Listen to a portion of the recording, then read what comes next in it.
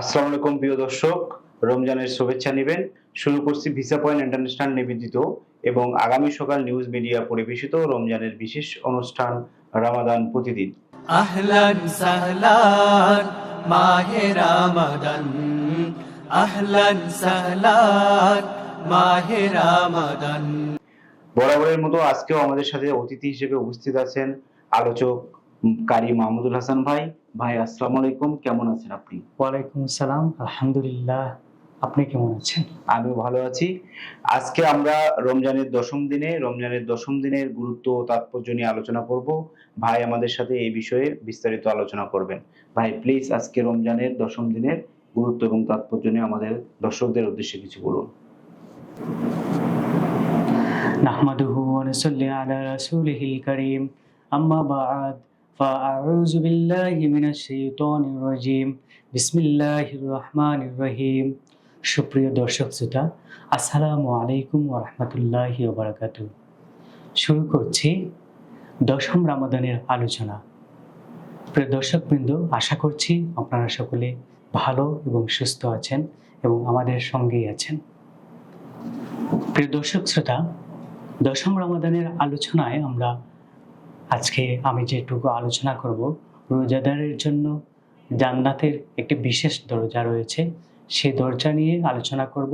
নেক আমল সমূহ আপনাদেরকে জানিয়ে দেব এবং কি দোয়া পড়বেন, কি তাসবিহ তাহলিল করবেন, সেটুকু নিয়ে আমি আলোচনা করব। তাহলে আর দেরি না করে চলুন আমরা শুরু করছি।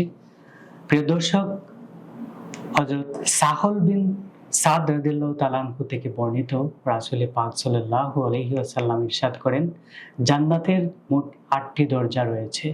এর মধ্যে একটি দরজার নাম রায়্যান। এই দরজা দিয়ে শুধু রোজাদাররা প্রবেশ করবে। প্রিয় দর্শক, আমি আবার বলছি, জান্নাতের ৮টি দরজা রয়েছে। এই ৮টি দরজার মধ্যে একটি দরজা হচ্ছে রায়্যান। আর এই রায়্যান দরজা দিয়ে আমরা যারা রমজানের হক আদায় করব, রমজান পালন করব, সিয়াম সাধনায় মত্ত থাকবো দুনিয়াতে, আমরা সবাই এই দরজা দিয়েই প্রবেশ করব। এবং রমাদানের রোজা যে মুসলমান রাখবে না, আদায় করবে না, সে কিন্তু এই দরজা দিয়ে প্রবেশ করার তার কোনো সে ক্ষমতা রাখবে না। অন্যরা এই দরজা দিয়ে প্রবেশ করতে চাইবে, কিন্তু রোজাদার ছাড়া, আমি একটু আগেই বলেছি, এই দরজা দিয়ে প্রবেশ করা সম্ভব হবে না। আর এই হাদিসটি বুখারী ও মুসলিম শরীফের স্পষ্ট হাদিস। প্রিয় দর্শক, রোজাদারের জন্য দুটি আনন্দ রয়েছে। একটি হযরত আবু হুরায়রা রাদিয়াল্লাহু তাআলা আনহু বর্ণনা করেন যে রাসূলুল্লাহ সাল্লাল্লাহু আলাইহি ওয়াসাল্লাম ইরশাদ করেছেন, রোজাদারের জন্য দুটি আনন্দ রয়েছে। একটি তার ইফতারের সময়, অপরটি হলো আল্লাহ তাআলার দিদার বা সাক্ষাতের সময়। হাদিসে আরো উল্লেখ রয়েছে ইফতারের সময়, দোয়া কবুলের সময়। এই সময় আমরা যাতে আল্লাহ রাব্বুল আলামিনের কাছে ইফতার সামনে নিয়ে আমরা যাতে আল্লাহ রাব্বুল আলামিনের কাছে ফরিয়াদ জানাই যে আল্লাহ, তুমি আমার রোজাকে কবুল করে দাও, আর এই ইফতারের উসিলায় আমার সকল গুনাহ খাতাকে মাফ করে দাও। প্রিয় দর্শক, আমরা আল্লাহ রাব্বুল আলামিনের কাছে দোয়া করব ইফতার সামনে নিয়ে, এবং তারাবি পড়ে, তাহাজ্জুদ নামাজ পড়ে, এবং দোয়া করব এই দশম রমাদানে বেশি বেশি করে দোয়া পড়ব, রাব্বানা হাবলানা মিন আজওয়াজিনা ওয়া যুররিয়াতিনা কুররাতা আইন ওয়াজআলনা লিল মুত্তাকিনা ইমামা। এই দোয়াটুকু পড়ব। এই দোয়াটুকুর অর্থ হচ্ছে, হে আমাদের প্রভু, আমাদের স্ত্রীদের পক্ষ থেকে এবং আমাদের সন্তানদের পক্ষ থেকে আমাদের জন্য চোখের শীতলতা দান করো এবং আমাদেরকে মুত্তাকিদের জন্য আদর্শ স্বরূপ করো। প্রিয় দর্শক, আমরা যাতে মুত্তাকিদের আদর্শ হতে পারি, সেজন্য আমরা বেশি বেশি করে আল্লাহ রাব্বুল আলামিনের কাছে চাইব। প্রিয় দর্শক, আমি ইতিমধ্যে বলেছি যে দশম রমাদানেও আমাদের কিছু আমলের কথা আমি বলবো। আমি প্রত্যেক রমাদানের ন্যায় এখানেও বলছি, আমাদের বিশেষ আমল অনেকগুলি রয়েছে।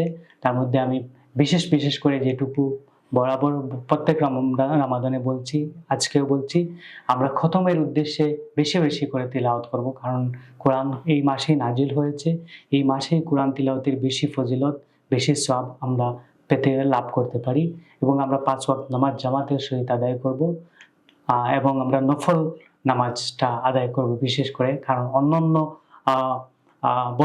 বছরের অন্যান্য মাসে নফল নামাজ পড়লে শুধু এক রাকাতের সওয়াবই পাওয়া যায়, কিন্তু রমজান শরীফে নফল নামাজ পড়লেও ফরজ নামাজের সওয়াব আমরা পেতে পারি আল্লাহ রাব্বুল আলামিনের কাছ থেকে। এর জন্য আমরা নফল নামাজও পড়ব, জিকির আজকার আমরা করব এবং তাসবিহ পাঠ করব। আমি প্রত্যেক রমাদানে 3টি তাসবিহ পাঠ করার কথা পাঠ করব আমরা উল্লেখ করেছি, আমি উল্লেখ করে দিয়েছি, বলে দিয়েছি। এই রমাদানে 10ম রমাদানেও বলছি আমরা তাসবিহ পড়ব, আল মাতিনু, আল ওয়ালিয়ু, আল হামিদু, এই 3টি তাসবিহ আমরা পাঠ করতে পারি। কমপক্ষে 70 বার আমরা ইস্তেগফার পড়তে পারি, আস্তাগফিরুল্লাহ আস্তাগফিরুল্লাহ। প্রিয় দর্শক, আজকের 10ম রমাদানের আলোচনায় আমার কাছে ছিল এইটুকু। চলে যাচ্ছি আমাদের এই অনুষ্ঠানের প্রিয় সঞ্চালক মহোদয়ের কাছে। ধন্যবাদ মাহমুদুল হাসান ভাইকে সুন্দর তাৎপর্যপূর্ণ আলোচনা করার জন্য। দর্শক, আমাদের এই অনুষ্ঠানটি আগামী সকাল ফেসবুক পেজ এবং ইউটিউব চ্যানেলে একযোগে প্রচারিত হচ্ছে। আপনারা যারা রমজানের তাৎপর্য ফজিলত নিয়ে জানতে চান তারা অবশ্যই এই অনুষ্ঠানটি রমজানের প্রতিদিন দেখবেন এবং আমাদের পেজ এবং ইউটিউব চ্যানেলকে লাইক, শেয়ার এবং সাবস্ক্রাইব করতে ভুলবেন না। দেখা হবে আগামী পর্বে। আসসালামু আলাইকুম। আহলান সাহলান মাহে রমাদান, আহলান সাহলান মাহে রমাদান।